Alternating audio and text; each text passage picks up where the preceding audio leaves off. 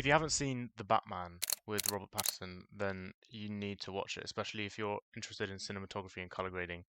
Look at the wave, look at this, just look at this image. This film is so stylized, and I thought that we would try to recreate, not one to one, but sort of get the feel for the Batman look in our clip. So the clip that we're going to be grading today is this one, and if I bring up my split screen viewer, split screen, selected still images, you can drag stills into your gallery and then compare your image to the selected still.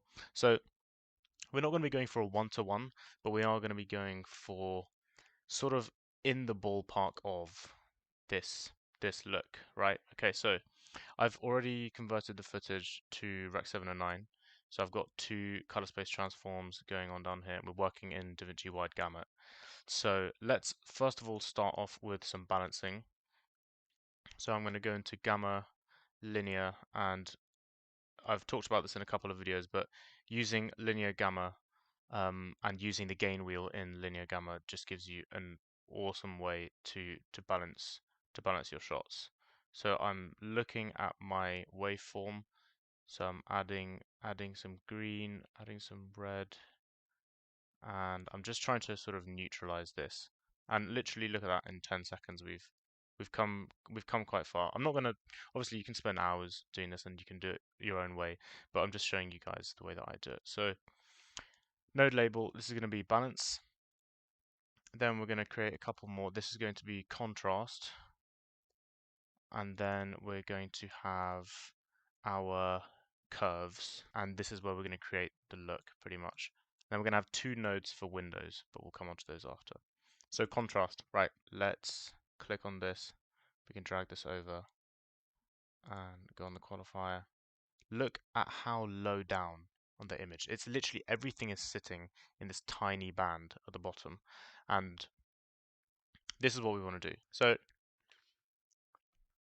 we need to bring the whole image down a ton. So you can see all of this where my character's face is sitting. So let's go on the qualifier. All of this needs to be brought down a lot, and these lights are very close to the top, and we want to bring them down to sort of this realm. Okay, and the reason I've got different images in here just so that I can compare, the two. Again, look here, super soft contrast, and that's what we want. That's what we want. I'm going to go into the custom curve, and I'm going to just start adding some contrast. And to get a soft roll off, you can either go in your high soft here, or you can just create a nice roll off using the curve here. And I'm not going to bring the black points up, because you can see, I mean, we can bring them up a tiny bit, but in the Batman quite often they have crushed blacks, but you can see in this image they have actually lifted it a tiny bit, so we can do the same as well. Okay, I don't want to bring this down too much because you can see this is affecting the character's face, so affecting our hero's skin, so we don't want to drop too much exposure. So I'm just going to leave it around there. So let's just have a look. Already a massive difference. I'm going to go into our HDR exposure and adjust some things in here as well. So we can bring down our light. Nice. Maybe the shadow a tiny bit more. And I'm going to go in the dark and just deepen this a little bit. Okay. So let's have a look. Before and after. So we're already darkening this, and you might think this is way too dark, but I mean, this is how the Batman has been shot. If it's not your cup of tea, then it's not your cup of tea, but I think this look is really cool. So the next stage is going to be desaturating pretty much everything. And if you look at, let me go in my gallery and pull up my still. Look at the saturation of his skin, right? It's literally, some of these scenes almost look black and white. I know this one doesn't, but some of these shots just look, I mean, there's hardly anything going on here, right? It's literally, it's all in the contrast. So That's what I'm trying to recreate. So let me pull up this guy again. And in the curves, what I'm going to do, I'm going to go to hue versus sat. I'm just going to create points for all the colors. I'm going to sort of leave our reds. The skin is looking a little bit too red, so we'll have to fix that in a second. But I'm going to just start bringing everything else down by quite a bit. Okay. So let's just have a look. Can you see the difference? It's now we've gotten rid of all of this blue, and the only thing we're leaving is red. And this film has really selective colors. So when you look at particular scenes, there isn't all that much contrast, like color contrast going on. It's just straight red or sort of black and white or really strong orange, right? And that's what we're going for. So maybe in this node as well, I'll go into mid-tone and give it a little bit more yellow, and I might go into hue versus hue as well and qualify the skin and just rotate this. So you can see when I pull it down, I'm going to add a little bit more green, and I think this is okay. And let's see how far we've come already. Massive difference. I mean, you can, like, it's insane. Okay. Now you might think maybe our shadows are looking a little bit blue. I mean, I'm not sure. Let's have a look. Remember, the scopes are going to tell you the full story, whereas your eye is not going to do the job. So you can see here, the saturation is like bang in the middle of the vector scope. So zero saturation, which is exactly what we want. And our light is ever so slightly towards blue, maybe, but this is what we want. We want the absolute highlights and the absolute, well, sort of, when I say absolute, I mean the brightest points and the darkest points to be neutral.